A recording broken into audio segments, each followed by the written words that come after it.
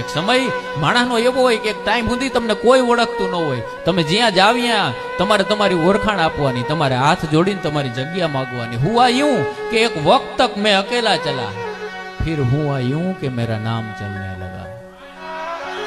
અવસ્થા એવી આવે માણસની કે, કારણ કે મારી લખેલી એક લાઈન હતી કે introduction is not necessary for the Samrat. અહીં આવીએ ને એવી ઓળખાણ ન આપવાની હોય કે જામ સાહેબ કોણ હતા.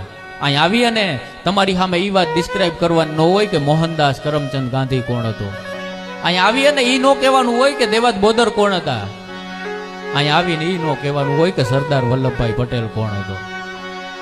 અહીં આવીએ ને એ ન કહેવાનું હોય કે ભગતસિંહ કોણ હતો.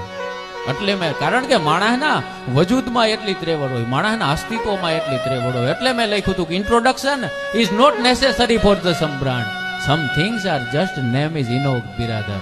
અમુક ખાલી નામ કાફી.